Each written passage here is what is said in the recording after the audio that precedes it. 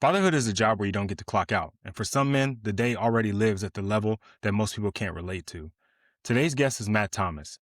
He's spent more than 3 decades in law enforcement. He's worked patrol, narcotics, investigations, and training. He ran SWAT for years and led hundreds of missions.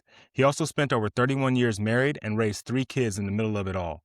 So this conversation isn't about war stories. It's about leadership under pressure and what it takes to come home and still be ready to be a husband, a present father, and a man your family can trust. We're going to talk about how you make decisions when the stakes are high, how you build culture and accountability when you lead teams, and how to protect your home from the stress that comes with work.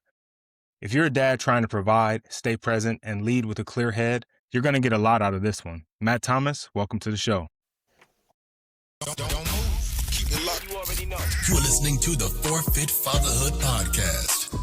And we're having conversations with dope dads covering the 4 pillars of fatherhood. We call it the Fit Fatherhood Formula. Faith, family, finance, and fitness. That's right.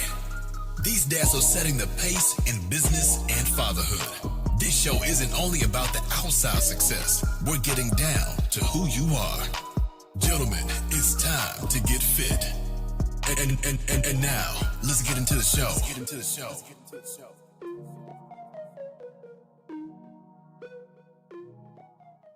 All right, welcome back to the Fit Fatherhood Podcast, a podcast for fathers by fathers, where we talk about the 4 pillars of fatherhood, which are faith, family, finance, and fitness. And I got another rock star guest for you guys today. I know you guys, I'm saying this because I think you do.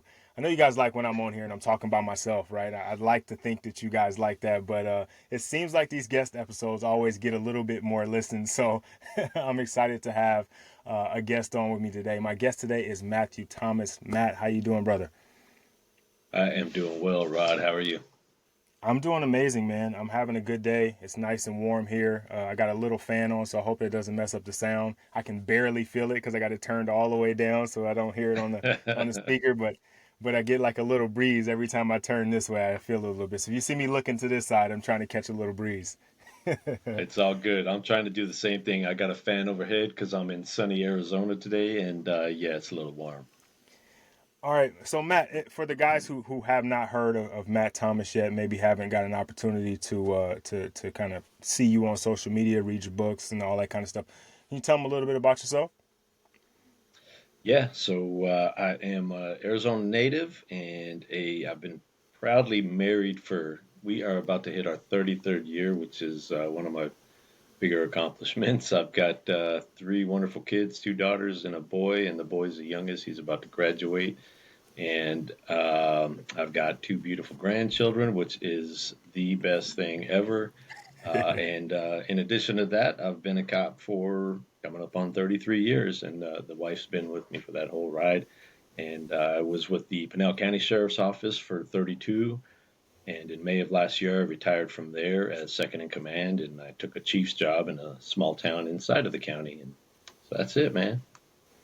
Awesome. So I'm a girl dad too. I got 2 girls. So and yours are adults now. Mine are 11 and 13. So definitely got to lean into how you survive this teenager thing that I got going on in my house right now. Stand by, bro. Stand by. Man, it's interesting how quickly it all just changed, right? They were just like my little girls. My youngest is still like cuddly and all that. My oldest daughter, she's 13 going on 30 at this point, and starting to kind of get into like wanting to do things on her own. And you could just drop me off. No, I'll go to the mall. Just drop me off. My friends will be there. Like what? No, absolutely not. But you know, little attitude here and there. With the social media stuff too. See, all my daughters were generationally they were kind of spread out. My oldest daughter's 33. My middle daughter, she's 22. So they had a pretty big gap in between them. So my older daughter, not, social media wasn't a thing. She was a 90s baby, so no social media, none of those concerns. I don't think she even had a phone till she was in high school. My middle daughter, social media started being a thing, a little more drama, a little more hectic, and yeah, with the boys are different, man. They just, they're built different. Yeah. I can only imagine. I don't have any, but I got nephews, and it's a different world hanging with my nephews versus hanging with my nieces or my daughters. And my friends have sons, and it's like, man, does he ever sit down? Is he ever going to just stop? Like, he's not going to stop the whole time. You guys have been here for 8 hours, and Uh, he's been nonstop the whole 8 hours, huh? hey, I will tell you this though. You are lucky in the sense that your grocery bill will not look like my grocery bill because my girls, and I'm sure it's the same for you, my girls ate, but my boy took it to a whole new level of eating. Like I have to tell him, like, bro, just because we shopped at Costco does not mean you need to wipe that all out in one day, right? And send us back Yeah. to Costco 3 or 4 times a week. He's like, yo, we got to finish it, right? So let me make sure I Right. get it all in. Yeah, that's Hmm. funny. That's funny. So let's start at the first thing you mentioned, right? 30 Yeah. 3 years of marriage. 33 years of marriage, 34 years together.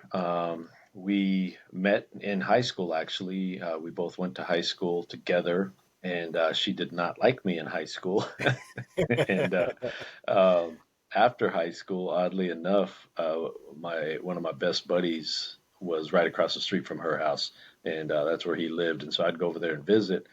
And her sister came out one day, and her younger sister said, "Hey, you should date my sister Susie." And I was like, "Your sister doesn't even like me. Like she's never liked me." And she's like, "I think she'd go out with you if you asked her out." And so sure enough, I said, "All right." So I asked her out, and we started dating, and yeah, man, we've been together ever since. And that was let's see, that would have been right around late 1990 into early 91.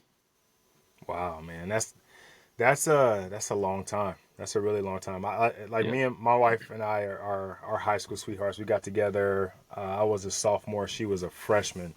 So we're going on Okay. 28 years together, 18 years Ooh, married. nice. But Congrats. nowhere near there's you guys got some time on us, man. And so I'm I'm curious because you never stop growing in the relationship, right? In the marriage, Right. you're just kind of always evolving because both people are evolving.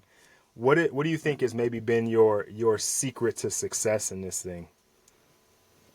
100% her. The secret to success has been her willingness to put up with me. And I this is a tough career, man. It's tough on marriages, and Yeah. we a lot of times we end up having second and third and fourth wives because it is so tough, and so I think our secret to success has been a strong family, right? Both hers and mine.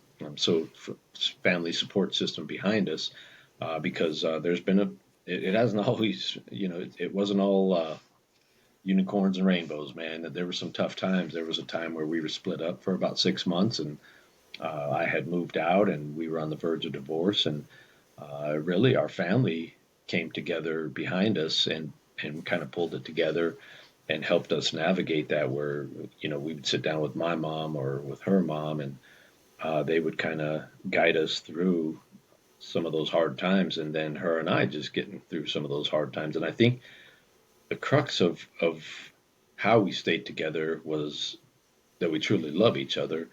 And I think even when we were going through the rough times, we weren't mean to one another or any of that. And when we sat down and decided to try and give it another go, there was no meanness involved. We hadn't been calling each other names or any of that hate that comes along with it. And we kind of, like, I kind of said, like, I love you, but like I like you too. I like Yeah. hanging out with you, and I like being together with you. And really, she is my best friend, and I think that's the way God designed it, right? And I think that's been one of the secrets to success for us is the fact that especially when we were younger, when a lot of people would be like, "Oh, hey, let's all the guys, let's go do this, and all the girls, let's go do this," and we weren't really into that. We wanted to be with each other. So we would, if couples said, "Hey, let's go out together as couples," that was more our style. And so we've kind of been a team all through it. And then, through, I was 18 years on our SWAT team. That's a lot of getting called out. That's a lot of interrupted dinners and birthdays and all that stuff. And then I worked undercover, and that's hard on your relationships. And so again, I give her full credit because she was like the rock and the glue of our family. Yeah, man. I can imagine that's one, it's a tough career to do solo. It's definitely a tough career to do with a wife and kids. How did you manage that part of it? Like, still maybe being the man that you want to be, being the father and the husband that you want to be, but also kind of dealing with these high stakes situations. Man, I failed a lot.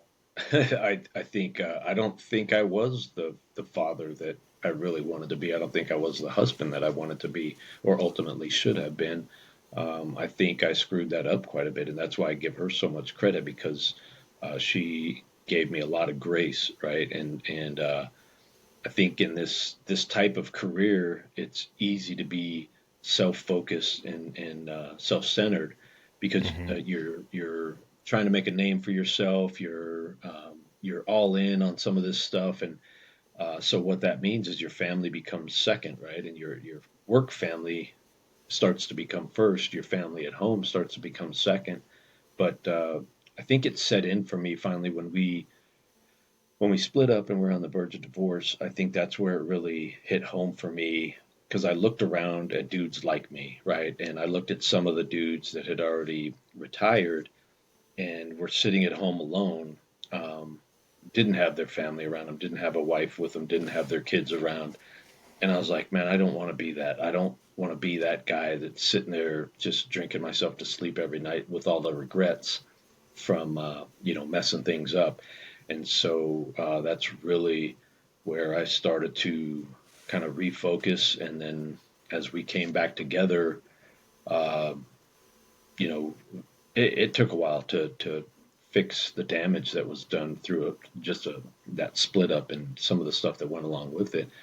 But as we strengthened that relationship uh, in about 2014, I got back to my faith, and that was huge, dude. That was just a game changer for the whole relationship. And so when I got back to faith, and she had been, unbeknownst to me, she had been kind of praying for that in the background, right? She had been asking God, like, soften his heart, get him back, get him back. And when it happened, it was actually a buddy of mine that invited me back to church.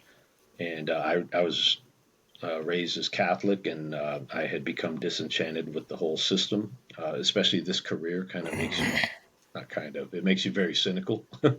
And so cynical, suspicious. And so I looked at some of the stuff going on in the church, and I was just disenchanted with the whole system. So I got away from it, and going back, I went back to a non-denominational Christian church, and just was blown away, man. Quite frankly, I swore to God that my buddy had told the pastor that I was coming and had told him my whole story because that first day I sat there in church, it was like he was talking directly to me, and I to the point where I'm looking around and I'm looking at my buddy and I'm like, "You told him I was coming." He's like, "Dude, no, I didn't." And so from that day forward, we really our bond strengthened even more. I mean, we had a good marriage, but it strengthened even more. It brought a sense of calm to our relationship, to our family, and it helped me navigate because during that time I was doing some of the most high stakes work I had done, and so it helped us navigate all that. It's funny how that happens, man, when you get in there and it's like, in the Bible being as old as it is, the text being as old as it is, and the messages being as old as they are, somehow, like, every time you sit in there, it's like, how do they, how do you know, like, that's happening right now? Like, how are we connecting that to the right, like, but it's amazing how it hits you the way it's supposed to every single time. And Oh yeah, it's funny. I was just talking to somebody about that similar situation. Like, kind of had lost his way, came back to it, and it was like that first time he stepped into church. It was like, hey, they're talking. It was actually Drew Sinclair. He's in our group. oh yeah, yeah, Yeah, yep, he was talking to me. It was like the pastor was looking me in the eye, and he was talking directly to me. right. And it's funny how it happens that way, and it's just something about that moment that like pulls you even deeper in. Oh yeah, yeah, for sure. Yeah. Because I knew then that I was home, like, and I know you'll understand this, and a lot of your listeners will understand it. I didn't even realize that I had a void or that I was missing something or what I was missing until it was filled with the right thing, right? And that was with my faith. And so once that void was filled with my faith, like the clarity, the understanding, everything just came with it. And again, it brought a sense of calm. And I think that was the problem, right? That the storm was caused by not being on the right path and just trying to make a square peg fit a round hole, and I was pounding and pounding and it just wasn't going. And Yeah. then this happened and it was like boom, there it is. Yeah, that's awesome. That's awesome.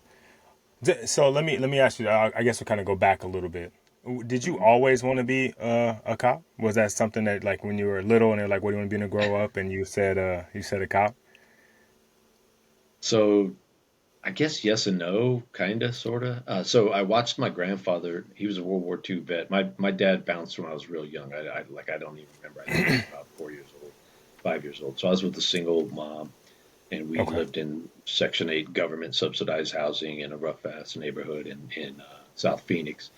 And but just down the road were my grandparents, so I spent a lot of time with my grandpa. And he was a World War II vet. My grandma was a World War II vet, and got to see him interact with some of his buddies.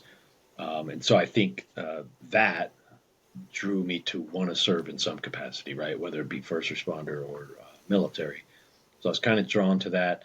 And then growing up in a rough neighborhood, quite frankly, I was exposed to the police a lot. And, I had buddies that have been to prison. I had family members that had been to prison.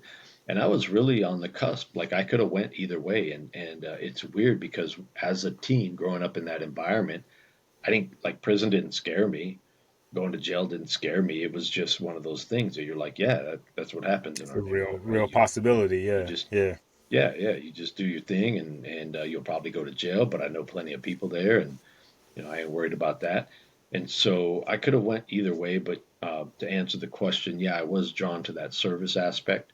Interacted with police officers, and the Phoenix police officers that I interacted with, I think, kind of shaped my just how that I liked the cops. That they were always real cool to us. They treated us real decent. Well, almost always, like 99% of the time. But Yeah. the 1% was usually our fault, anyways. Let's be honest. But yeah, so then as I got into, I graduated high school, I was trying to figure out what I'm going to be when I grow up. And like I said, my wife and I started dating, and I was 19, she was 20, and she tells me, "Hey, I'm pregnant." So I had to figure it out like really fast. So I was thrust into fatherhood as a teenager, and I was 20 when my daughter was born, and my wife was about to be 21, and that was it, man. I so at that point I was looking at military hard, and I started applying to different agencies all around. I said I got to get into government work, and I'm not trying to be rich. I just want something steady for my family, so I have benefits and all that stuff. Mhm. And Pinal County was the first ones to call me, man. And so I signed on with them. Just I was 20 years old when I signed on with them in 1993, and I stayed there for 32 years. So I spent my whole adult life there, and kind of grew up there, man. And the career treated me really good. I had a lot of cool assignments, and I had a blast doing the job. Okay. Okay. I was gonna say, what was what was that like? That rookie year like? Because I know 'cause being a cop in general is tough work, right? Like it's not a walk in the Yeah. park by any means. But I can imagine that first year, transitioning from just being the guy in the neighborhood to now being the authority figure in the neighborhood had to be Yeah, the a man. Yep. transition that you have to try to adjust to and navigate. What was that like for you? It was weird. The good thing was at the sheriff's office, I started in the jail. So why that's good is because it's a little more controlled environment. Well, it's a crazy environment, but it's a little more controlled. And so as a 20-year-old, spending that first year working in the jail, I learned a lot of how to navigate the government piece, right? Because it's different. And that also gave me time to kind of you start to break away from the neighborhood stuff and your friends growing up, and for better or worse, it is what it is. You start to kind of shape yourself differently, and you start to trim off uh, some of the people that, quite frankly, would get you in trouble if you keep hanging out with them. And so I think it worked out to my advantage that I was kind of steering in a different direction and breaking off. I would still say what's up to my friends and stuff that were about that life, and I'd still, if I ran into them, treat them respectfully. We grew up together, but I was just on a different life path, and I think that had I not, that I probably would have been on the other side of those bars. And so that year was a good year of learning and changing and growing. And then what we say is go out to the road. As I went out to the road and became a street cop, that just furthered, and you tend to start to, for better or worse, you start to isolate yourself more, because you start to see society for what it is. And it's almost like the Matrix where you took the pill and now you can see all the code, and you start to see the world a lot differently. And then, you grow up really, really quick. I'll tell you that. Yeah, I was going to ask you that because I know I can just imagine being on the other side and kind of getting to see, because I obviously have never been in law enforcement, right? But I can just imagine that either you mentioned earlier being cynical because you get to see the world for like what it really is, right? Like when you're the wolf protecting the sheep, you get to see all of the things that maybe the sheep don't see. Like normal people don't notice that this stuff is going on. Like we just have no idea. We're just Right. going to work, we're paying bills, taking care of kids, like everything is roses and if something happens, it happens on the news to most people, right? Like it doesn't really happen to us. Right. But you're on the other side of it. And even if it's not happening in your specific sphere, you're next to guys who it's happening around them and they're telling you. And like what is that like, kind of getting like, oh, I don't want to say the wool pulled off your eyes, but like being able to see, you know what I mean? Like you now see the Yeah, you world get for to what you it get to is. see behind the curtain. Yeah. Yeah, yeah, you get to see behind the curtain, and that's one of the things that. Well, I guess I'm an old cop now, but the old cops will tell the young cops is welcome to the greatest show on earth, and now you get to see behind the curtain, because that's really what it is, man. You are seeing the true world, right? You're seeing good, bad, and different.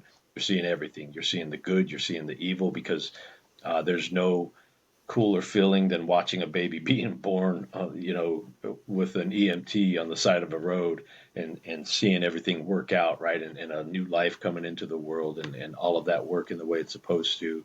And there's nothing worse than picking up a dead baby and having to put them into a bag and then go notify their parents of, what's going on. So you see all the good, all the bad of the world. And I don't know, man. It changes you. It changes the essence of who you are and how you view things, and it challenges you, man.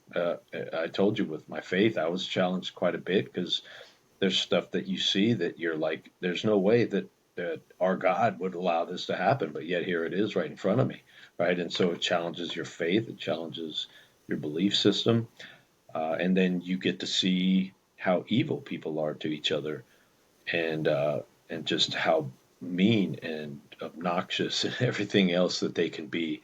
But on the flip side of that, I've watched people be absolute great human beings at the same time. So it's this weird dichotomy of just seeing everything for what it is. And that's why I compare it to the Matrix, because you truly do have two worlds that you're functioning in.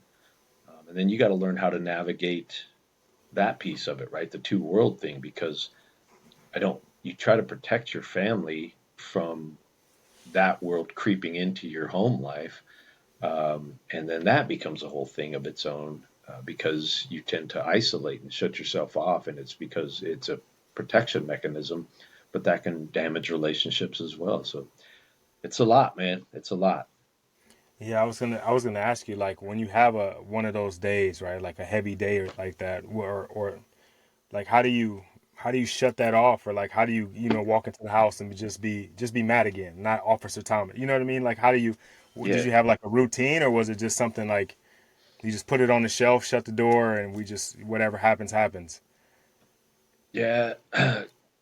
Well, you get a good spouse. That's what you do. Because my wife, is she would understand. Like when I came home, she it was like an immediate mood check, right? When I walked in, she immediately knew good day, bad day, whatever the case may Yeah. be. Yeah. Okay. She could read me pretty good. And you can try and fake the funk as much as you want, but if you have one of those rough days, they're going to know. And sometimes the news beats you home, right? So sometimes they're watching the 5 o'clock news and they already know what kind of day you had because it's all over the news before you even get home. And Gotcha. so, yeah, it's tough, man. And I think for the home life, how it worked best for me is when she left it up to me, right? When she gave me that space to just be alone and isolate for a little bit when I got home to decompress, or if I needed her to engage, come in and help me work through it. Because it's tough, you like I said, you see the worst, you see the best, and it's hard to navigate. And we didn't always get it right, or I didn't always get it right. You tend to bottle a lot of stuff up, and that has an effect of its own, right? And you end up. It's funny because I've said this before. You're trying to do your best to protect the innocent from the monsters out there, and then somehow you become a monster to your own family, just with the anger and with the resentment, and nobody understands what you're dealing with, what you're going through, all that stuff. And so you have to learn how to navigate that too. And again, getting Faith back in my life, man, that was just a game changer for me, and allowed me to just connect better with my loved ones. Yeah. Yeah, I was gonna say because I think too, that I'm as just a civilian, right? I'm thinking about ways to protect my family and all the stuff that I need to do because I have an idea of what the world can do, right? Like I lived in a really Right. bad neighborhood, grew up in a really bad neighborhood. Like I understand. We live in a really nice neighborhood now, so I'm like, oh, you know what I mean? I'm far enough from it. Yeah, I know. There's these things that I don't have to worry about, but at the same time, my 18 years of living in these bad neighborhoods is like, yeah, it's some bad people just out there, right? And so I'm always cautious. My Right. head is always on a swivel, but nothing like what you're dealing with like on a day-to-day basis. So like when you talk Right. about protecting your family, were there certain things that you did differently at home, like in terms of protection, or was it more mindset, or was there like some physical, like mental, conversational things like, hey, you talk to them about, or anything like that? Yeah, so there was yes to all combination of all that stuff, right? There's there's some physical stuff, right? Target hardening of your house, and my kids had routines that no other kids would have. Like especially when I was working undercover, and we would go out in public. My wife already, we had a plan worked out. So if I ran into anybody that I was slinging dope to, or they were slinging dope to me, or whatever the case may be when I was doing my undercover stuff, we already had a plan for that. And so I think planning was the biggest piece that my kids and my wife were part of, and whether they liked it or not, they were kind of hostages in the whole thing. But they were part of this whole program where we would have to plan things out, and then we would have to plan birthdays differently, holidays differently, because if daddy was working graveyard, then okay, we would wait till daddy gets home from graveyard to maybe open the presents on Christmas Day. And we're going to get a good hour out of daddy, and then he's going to go crash like a tweaker because he's been up all night. So, there was all these little nuances that the family went through, and that really became normal for us. It was normal for us. But if an outsider comes in, they're like, what the hell, right? Because they see it and it looks completely abnormal to them. And then just, to your point, even growing up in a rough neighborhood just like you, that actually prepped us for the world because you do see the raw world in those neighborhoods, right? It's Hmm. not all white picket fences and howdy neighbor and all that stuff. There's people shooting at each other. There's fights. There's boundaries that these imaginary boundaries where I knew which road I couldn't go past because that put me in a different neighborhood. And even if I wasn't clicked up, my buddies were. So guess what? You're guilty You're by associated. association. So Yeah, yeah. yeah, if I crossed a certain imaginary line, And this happened a few times. I'd get jumped. You get on the city bus and you try and take a ride somewhere, and you're riding through 2 or 3 neighborhoods. Uh, you learn how to navigate danger that way, right? So I think it was kind of a training ground for me personally as I got into the career. But then, with the family, you're having to train them up. And then even simple stuff like, and you don't call it this, but you're teaching them how to evacuate properly, how to rally points, that we're going to have rally points where we're going to meet up. You're teaching them security, because sometimes I would do heat runs with my family in the car, especially when I was doing undercover stuff. You would do these heat runs, and kids are like, "Where are we going, Daddy?" Just like, we're just going for a little drive, right? But I'm doing heat runs to make sure nobody's following me, make sure I'm clear to get to my house, and then even outside just playing football with my son. Out there, I've got my gun on me because you don't know. I don't Right. know when somebody's gonna come after me, and I've seen the result of not being prepared, and so I don't ever want to be in that situation. And so there's just a lot, man. It's a lot, and I'll tell you, it wears on you, bro. After 30 something years, it wasn't even 30 something years that I realized this. It was probably after about 20 or so years. You start seeing the physiological effects of being switched on for that much time over and over and over, and it starts to manifest itself, with your body. Yeah, I was just talking to a buddy of mine about this the other day, and it was like I had like an epiphany. So like I said, I lived in a bad neighborhood, grew up in a bad neighborhood, and I remember like just as a kid, and in that neighborhood, you hear shots ring out, like you move, right? You gotta Right. get out of Dodge, right? Because bullets don't have a name. So Hmm. from a very young age, I knew we got to get down, or and if you're in the house, you go into the hallway in the middle, try to get into the most isolated spots and get away from the windows, and all of the stuff, right? So where I live Yep. now is a nice community, and just over the hill there's a sheriff's gun range. So there's shots ringing off all the time, right? Like there's they're running tests and they're doing drills and all this stuff. And I was out taking out the garbage the other day, and it was like, and I just take out the garbage, just walk back, and like I realized, like I didn't even budge, I didn't flinch. I was like, oh man, I made it. Either I made it or I'm just Yeah. Yeah. completely delusional at this point. But it was Hey, like it man, was one it's of those things, yeah. man, where you come a long way. Ignorance is bliss sometimes. Yeah. Because I was like, Yeah. man, Eh, old me would have dove behind the car, like you know what I mean. Been looking for an exit for sure. Well, and I tell people because I grew up in the '80s, right?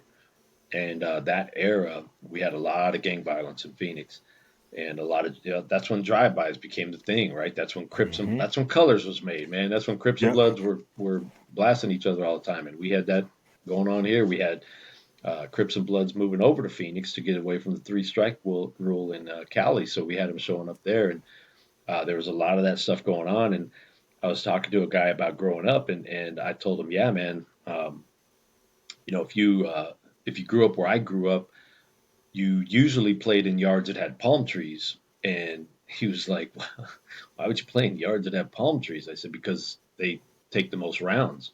So, like, when they were doing drive-bys, if a car blacked out, if a car even hit the block, honestly, like if a car hit the block and it wasn't somebody that we knew automatically, everybody would stop what they're doing. Like we would stop playing basketball or whatever, and they would get behind a tree. So everybody would duck behind a tree, wait for the car to go by, and then we'd come back out and start playing again. And it was almost like cockroaches when the lights turn on and then they turn off.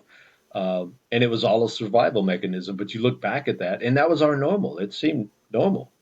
And you Yeah. look back at that, and you're like, that's a crazy way to grow up, man. Yeah, yeah. You know what? I look at it now, and like just like I said, I have my head on the swivel, and I'm kind of always conscious of stuff, except for that one instance the other day. But like I'm always, especially like okay, maybe not in my neighborhood, I'm not so vigilant. But if we go anywhere else, like I live in Southern California, so we go anywhere near LA. And it don't have to be LA because Riverside. I live in San Right. Bernardino. That's Yeah. not the best neighborhood either. I live in a good Right. neighborhood, but not the best city. So like even just Yep. around town, I'm like I'm on as like there's something's gonna happen, right? And I look at it Right. as like Right. trauma now, right? Like because I don't want to pass it on to my daughters, but I don't want them to be a victim of circumstance either, right? And so I'm Right. always telling Right. them, because they live a life where, like, nothing bad is going to happen. They're skipping through the parking lot, and Yeah. they're singing songs and hanging out, and I want that for them. But at the same time, I'm Right. like, man, it is not, the world is not that, and it's dangerous. Yeah. You know Yeah. more than anybody else. Yeah, and that's the balance, right? I think we have as fathers is especially when you know both sides and you've seen both sides and you've been in both sides. You want them to have an understanding of what the world can be and how to protect themselves from that, Yeah, but you don't want them to live in that world, or constantly be in fear of that world. You just want them to have that understanding and that awareness, so that if they see the wolf, they know, like, that's a wolf, and they know how to either avoid that or deal with that if they have to. But yeah, you don't. You try to. So man, it's such a hard balance sometimes, right? To keep them isolated and aware at the same time. yeah, yeah. And I think the balance thing, and maybe even finding some harmony in how, like, you navigate allowing them to see the world for what it could be, but both ways, right? Like, the world could be an amazing place, right? And so let's live in that, but then also it could be a terrible place, so let's be aware of that. I think is a tough balancing act for me sometimes, but it's just a part of the game, right? Like, it's just where we're at. Yeah, it is. It is. And I think for us, for our family, again, I'm going to go back to faith because we serve in our church, and our two of our children have served with us, and that has a way of being that balance because you know church is everybody, man. It's the broken people and the Yeah. people that are doing all right. And so having the kids with us and serve at the church, they get to see kind of behind the curtain of this facade that everybody lives, right? Because you see these people that you normally just interact with shortly, and they've got these put together lives. But then I have found this to be true at church when I'm serving there. You get to see behind the curtain somewhat too, and you get to see the messed up part of life because that's just it, right? There's broken people there trying to figure it out, and that was a way for my kids to understand some of that world too, but in a safe way, if that makes sense, where they can see broken people, they can even walk alongside broken people and hear their stories. And I think it was important for them to see me and my wife that way too. That here I am, a cop, a law enforcer, and I've been locking up gangbangers my whole life. But I will at church, I will sit down and I'll hold a former gangbanger's hand, and we'll say a prayer together, and he'll tell me, all the things that he's messed up, and how he's looking for redemption. And I think that piece helps too. Yeah. Yeah, it's interesting that kind of walk, that line between the two, right? The law enforcer Mm, and the gang member. I think in some levels, and some people, my dad says this all the time. He was like, real gangsters understand that there's a part for everybody to play, right? Like, mm, cops got to do their job.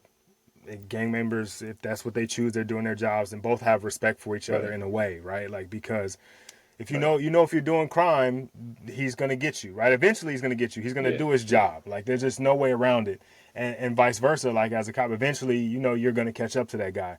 So there should be, right? There should be no reason why when we get to church and he's trying to turn his life around, and you're there to offer him a hand. It's like, hey, we played the game, right? Like, it's just like right, I play right. football, right? And when I'm on defense, the offense's job is to score. I don't hate you, right? I don't want you to score, Right, and I'm gonna do everything I can to stop you from scoring. But at the end of the game, we shake hands and we move on. hmm, yeah, Unfortunately, there's a lot of, like, really nasty things that are happening, right? Like, people are getting killed and drugs are being done and all those things, right? Which escalated way past playing football.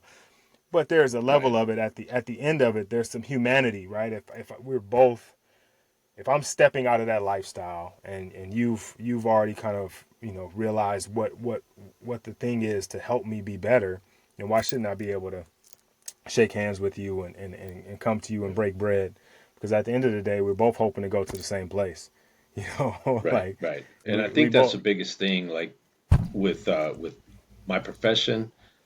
and with your dad's spot on, man. Real gangsters don't make it personal, right? It's business for them. They understand the streets, they understand where they're at and what they're doing and what that equals, and they understand the same about us. That I'm doing a job, and realistically, I work for my gang, they work for theirs, right? And we're doing opposite fence type of stuff. But I think it's that humanity piece that gets lost, right? When we lose the humanity piece on either side, Mm-hmm. that's where it becomes they and us, right? And we start to lessen the fact that there's a human on the other side of that. And the minute you start doing that, that's dangerous territory, man, because you're dehumanizing that person. And when you start dehumanizing that person, that makes it real easy to do stuff to a thing rather than a person, right? Yeah. And that becomes dangerous. Yeah. I definitely can see that, right? Is you get too far into or too wrapped up into the like taking it personal, you know. Mm. But I think you have to some degree, right? Like there's some Right, part of it, of that human part of it is like, you know, you out to get me, I'm out to get you. Like there's some right, personal like level. It's hard to navigate that, which is why I kind of like when you're working undercover like that, right? Because when you go undercover, mm. you kind of have to be you playing for the other team. So what? Somewhat, Right, right? yeah, Like yeah, you're right, embodying the player on the other team, although you're not playing for that team. How do right. you navigate that, right? Like how do you not get how I don't know, man. Like it just seems like such a difficult thing to me, right? Like I see like It is, yeah. movies aren't like they're movies, right? And see like Donnie Right. Brasco, for example, like you get caught up in the mix, and how do you navigate like being realistic and authentic, and where they believe that you're there, but then also Man, still doing your job. yeah, it's tough, but it is. I have a few buddies that are actors, and I tell them, man, I'll out act you any day because I was acting for my life, right? Yeah. And so the funny thing is, though, that's it, right? You got to look at it. You're playing a role, and so when I would go live on an undercover deal, you're just stepping into that role and you're playing a part. You know the part because I grew up around it, right? So I knew it from that, and then I've worked in this field for a lot of years, and so you know it from that. So you just step into that role, and then when the role's over, you step out. Now, I'll say this that, like for me, undercover looked nothing like Donnie Brasco. Like I wasn't deep undercover for years and years. Our stuff was in and out as locals, and so we would Okay. do some undercover work for a few days here, maybe a few weeks, and some of the investigations were years long. But like I didn't have an assumed identity for 6 months or a year and living away from home and all that stuff. So it's easier in that sense to stay connected because you're floating in and out of that world. Got you. Okay, all right, that makes sense. That makes sense because you're just doing it for just maybe for the transaction or like to kind of you got a Right. bigger investigation going on and maybe you're kind of inserted to kind of find some facts and things like that. Okay, all right, Yeah. yeah, because when I hear it's just funny when I hear undercover, that's the first thing I think is like, oh man, his assumed name, you know, he's got it's the whole thing, right? But they're Right. smaller Right. sisters. Yeah. Small. I was talking to a guy that said he put it perfectly. He said, "Is it a main character or a supporting role?" And I was like, "Supporting role." Like the Donnie Brascos, those are the main character dudes. The feds are usually the ones doing that stuff. Those real long-term undercover cases. Locals, we're just supporting actors a lot of times where we're popping in and out of the story. Okay. All right. Well, that definitely makes sense. All right. I like that analogy. That makes it Yeah. land for me. Now I get it. Because like I said, once I see undercover, I'm like, oh man, you had like a scruffy beard, long hair. You know what I mean? Like you were Yeah, just hey, I did all that stuff, right? I did not look like a cop, right? I had of a course, long of beard. I course, of had course. hair down past my shoulders and all that stuff because you had to play the part. But the only difference being that I was still connected to my home life and to my cop life somewhat. Yeah. Okay. So I staying kind of in that realm, right? Talking. I mean, you were in SWAT for 18 years, so there's a ton of missions there, right? Yep. You're now leading an agency or led a huge agency. Does any of that leadership and that kind of being the head of something like that trickle down into family, or does family play any part in like how you lead at work? Yeah. Did that play in how you lead at home, or is there similarities in that? Yeah, for sure, man. There's leadership is leadership, right? And I do. I like teaching leadership now because I've been through enough and learned enough lessons that I'll go around and I'll do talks for law enforcement and even some in the civilian side for C-suite guys. And when you talk about leadership, people discount how much they lead in their everyday lives, right? Moms lead, dads lead, even sisters and brothers lead in their family structure. So definitely in my roles at the sheriff's office and now at my PD, those leadership roles carry over at home and work. And sometimes I learn lessons in home leadership that I apply at work. And sometimes I have work lessons that apply at home, right? And so it all carries over and it all kind of mixes together. And really, when you're leading people, that's just it, man. You're going through life with them, right? It's the same. So whether it's work or home, you're just kind of doing life and you're figuring it out. And I think that's one of the biggest lessons I learned is, especially now, as being a head of my own agency. That doesn't make me anybody special. Like I'm not smarter than anybody. I am not better than anybody. I just happen to be the dude in charge. But we're all doing this thing together, and I'm the last guy to say I have it all figured out, right? When I walk into a room, I understand that that room has people that are smarter than me. That room has people that have different experiences than me. So I think from a leading perspective for both agency and home, it's just figuring that out, right? Strengths, weaknesses, what are the objectives and what is our mission, and how do we best get there, and then just getting everybody to work towards that goal is really what it is. And I think as time goes on and you gain experience and tenure, you learn how to do that better, and it's because you mess up more, right? You mess up more things and you learn from that, and then you push forward. And like with daughters, I will tell you this. I had a guy ask me, and this is for you being a girl dad. I had a guy ask me, we're sitting around a campfire at a kind of a guy's retreat, and he's got a brand new baby girl.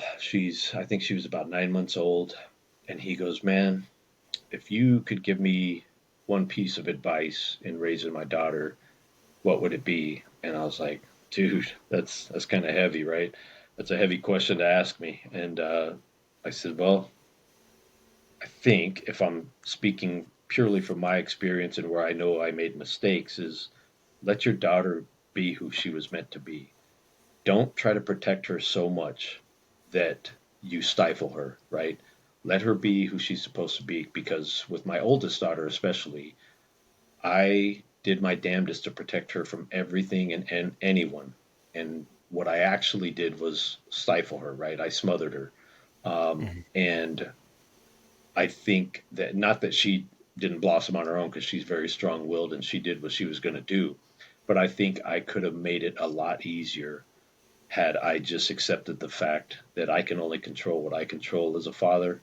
I have to give her the best input that I can, and then I have to let her go and let her do her thing. And I think the toughest test of that was when she was in an abusive relationship as a young adult. And we we knew, we tried to guide her through that, and she just kind of navigated it all on her own and isolated herself. And that was one of the toughest times for me as a dad because everything in me wanted to just go smash this dude's face.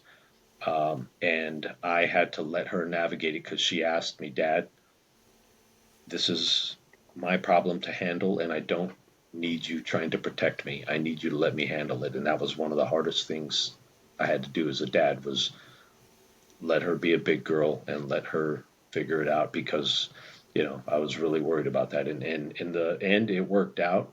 And that's kind of an extreme example. But, I wanted this guy to understand that even as a small girl, I think girl dads make the mistake of being overly protective, rather than overly encouraging and letting them test it. Because I let my boy do all kinds of crazy shit. And, you know, so, you know, when you look at that, you're like, why did I do that to my girls, right? Just let them be who they were meant to be. Yeah, that. I mean, that lands for me too. And I didn't even ask for it, but that lands for me too. Is and that's something that I'm working through, as I mentioned. Like my daughters are coming into their own as teenagers and teenagers, and trying to kind of figure out who they want to be or who they're going to be. And you know, one of the things that I've gotten into and I start to do lately is like when she does kind of get on my nerves with some of the stuff she does, I just like, hey, is this who you want to be? Like, cause I don't know if you notice how you're acting right now, but like, just think about it for a second. Is this how you want to show up right now? She's always like, and rolls her eyes, but like, yeah, just being real. Like, I'm not gonna tell you, like, I'm gonna tell you, you can't talk to me like that, right? I'm gonna set boundaries, and there's gonna be things and Right. ways that you're Right. not gonna act like that in my house. That kind of stuff is gonna happen, right?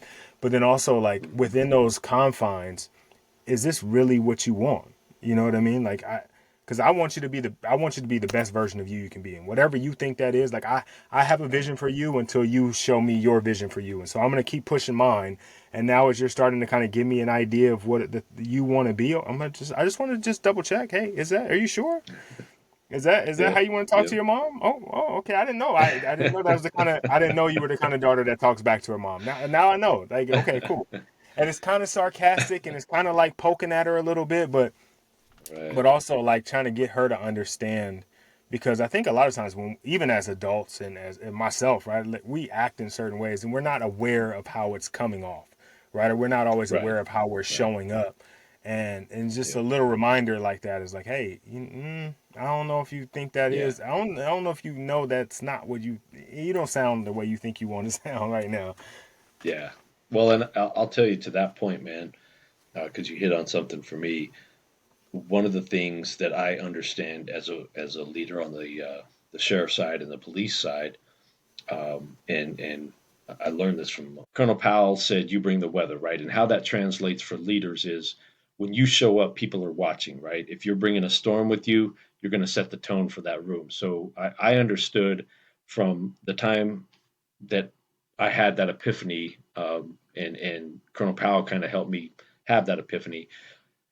I understood that when I pull into the parking lot as a police leader and I get out of my vehicle, from the time I leave my vehicle till the time I get in my office by myself, I have to put on a show sometimes, right? And what that means is I'm having a crappy day, but I can't let my crappy day make everybody else have a crappy day as well. And what I understand is that when I walk down the hallway, if I'm upset, if I'm not feeling it, if it's just not a good day, and I keep my head down and I'm grumbling and I walk past three or four people, they somehow feel that I have slighted them or I'm mad at them or whatever the case may be, and it sets the tone for their day then, Yeah. right? And so I gained that understanding, and I knew that okay, I'm having a crappy day.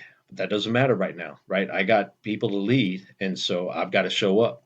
And so I'd get out of the car and I would be shaking hands and asking how people are doing and checking on their family, all the stuff. And that carried over for home because I realized, man, when I get home, I don't care. I don't care if they care how I show up. You know what I mean? Yeah. Because they're my family and they'll forgive me, right? And that was kind of the attitude. And so I realized, like, no, I got to do this at both places. I can't show up at home and affect my family negatively. And I watch my dog because I guess the dogs are the ones, right? They know, and Yeah. so I try to have the best aura possible when I walk through the door so that my dog's like, oh, okay, it's a good mood day. Yeah. And then that's kind of my gauge to be like, all right, I'm projecting well here. Even though I had a crappy day, I'm not going to let my family fall victim to that. That's pretty cool. Yeah, I've heard something similar to that before, and it's like be the thermostat, not the thermometer, right? Like the thermostat Yes, that's the temperature in the room, the thermometer is reactive to the temperature, right? And so, right. as a leader, you bring the weather. I love that. I love that. I Yep, think that's even a cooler way to say it, right? It just right. yeah, I think I'm gonna lean into that. And so if you see me on social media and I say something about that, All good, bro. I love it. I love it. Yeah, man. Okay. I was going to ask you what's the hardest part of leadership, but I know for me, that was one of them, and is one of them even still. Is like, I have my own emotions about the day or my own feelings about the day, but I Yeah. understand that now I understand, right? Now that I'm a little Right. more mature, I understand that like I'm going to have to adjust that, right? And I'm Yep. going to have to Yep. I definitely need to be able to deal with whatever's going on with me, because if I don't, I'm going to, like people say, if you don't heal the wound, you bleed on people who didn't hurt you. Right. And that's one of the things, like on a day-to-day basis. Like I might have a bad day at work. I got to come into the house like it was all sunshine and roses, and it wasn't. Yep. Yep. No, So I feel you. And to that point, man, it's as a leader, you just kind of owe it to your people, and it sucks. But another thing that I would tell the people that I led was every rank that you go up, right? And so rank for the government side. So whether you're a sergeant, lieutenant, captain, chief, whatever rank you go up, and for the private sector, however many floors you go up, and whether you got that corner office or not, every time you make a move and you're responsible for more and responsible for more people, you have to understand that it's less about you and more about them. And you have to be willing to give up a piece of yourself every time you take on more people, because you've got to give more of yourself to those people you lead. yeah, that's a great way to look at it. It's like flipping the pyramid, right? Like the hierarchy is, Mhm. just because you're moving up, that just means you serve more people. Like, Right, when you're at right. the bottom, you're kind of, well, sorry, when you get to the top, there's more people underneath you, right? And so you're responsible for Yep, more people and their lives and their livelihood, and being the head of the entire agency. Like, people's jobs are dependent upon how well you do yours, right? People's ability right, to feed their exactly. families and take care of their kids and lead in their homes is all a direct reflection of how well you lead them, which Yep. I imagine is an immense responsibility to have kind of on you all the time. It is, but it's such an honor to be able to do that, that God has blessed me to be in a position like that where I can leave it better than when I found it, and that I can hopefully leave people better than when I got there. Yeah, yeah, that's awesome. So we've talked about a ton of stuff, right? Like we kind of been, we talked about marriage, we talked about fatherhood, you taught me that you were more of a supporting role than than the lead character, and I got a better understanding of that. But guys that are listening are obviously here because of fatherhood. So I definitely have to ask you, what does fatherhood mean to you? Oh man, fatherhood means, and I think my answer has probably changed over time, as with many, but I think fatherhood means to me now, um, the honor of having the ultimate responsibility of not only bringing a human being into this world, but raising that human being the way God wanted me to raise them, and instilling in them the values to make them a good human being and carry on the legacy of our family. Yes, that's awesome. That's perfect, right? And I imagine it changes for me all the time too, right? Like it's just different moments. It might even change the same day, right? Like today, fatherhood. Right. This is fatherhood today, and tomorrow we'll Yeah. reset and start all over. Um, Yep. one more question before we go. Maybe two questions actually. Okay. If we did this thing right and we were able to kind of get all the dads in the world to listen in, and they made it all the way through the episode and they're right here and we got them listening, what is one message you want them to hear? Man. God, that's deep, man. I there's so many places I want to go with that. But I would say probably realize the impact that you have on the future of your family, right, and your legacy, and understand the responsibility that you have as a father in getting it right. And again, that means sacrifice a lot of times. Yeah, that's it. That's it, man. Listen, if guys are wanting to reach out to you, I mean, I wanted to talk about the book. If, Maybe if, give a little bit about. Give us a little bit about the book, Interceptors. yeah, yeah. Tell us a little bit about it. So the book is basically a snapshot in time. As part of my career, I was involved in counter cartel operations and fighting against the Sinaloa cartel down here in Arizona. And so the book kind of first discusses who I was growing up because I grew up in a gang infested neighborhood, high Hispanic population, kind of. I grew up the token white guy, right, in a Mexican neighborhood. And so grew up in the Mexican culture. And then as I got into law enforcement, my wife is Mexican, so half my family is Mexican. And then got into law enforcement, and then I was fighting against the Mexican cartels on a lot of our operations. And so the book kind of talks about me in the beginning to lay a groundwork for who I am and how I got to where I was and what my expertise was. And then I go into the culture a little bit of the Mexican cartels because they have their own culture. And then kind of get into some of the operations, some of the cool guy stuff that we did. And I wanted to memorialize the work that we were doing because it's a part of U.S. history that nobody really knows about. They just don't understand that it was going on down here. And so I wanted to, lock that all in. And so that's kind of the book in a nutshell, man. Yeah, we'll definitely have a link for it in the show notes, fellas. So if you guys want to check that out, I definitely got to check it out. It sounds super interesting. So I definitely got to grab me a copy and get into it. If guys are wanting to reach out to you, or, just high five you, handshake you, say, hey, thanks for the episode, or they want to reach out and maybe grab the book, what's the best way for them to do that? Easiest way to find me on socials is Instagram. I'm most active on. I'm only active on there. I do Instagram. It's deputy, like deputy sheriff. So deputy underscore one time, all one word. Okay. And that's on Instagram. And then to reach me by email, they can hit me at deputy one time, all one word at gmail.com. Awesome. All right, fellas. I know some of you guys are driving while you're listening or working out or whatever you're doing while you're listening. Take a pause, pull over, right? Don't do this while you're driving. Make sure no you texting go. and driving. Yeah, right. Make sure you go ahead, give them a follow, shoot them a message, just say thank you. I want to thank you personally. Like I said, I thanked you prior to, but I want to thank you now in front of everybody and give you your flowers, man. I really appreciate you taking the opportunity to come on and spend time with us, to share your story. I know there were some things that I grabbed out of that I'm going to use. And I'm sure there's things that other guys can lean into as well. So thank you for your time. I really appreciate it. Absolutely, Rod, and thank you for having me, man. It's always an honor to join anybody who wants to just talk, and then hopefully with other fathers out there, hopefully something I said rang true for them as well. Yeah, we might have to do a part two because I still got some stuff I want to ask you, and my daughter. Hey, let's do it. Me. Just let me. So I'll reach back out and let's get into something a little more deeper. All right, man. I'm there. Just let me know when. All right, brother.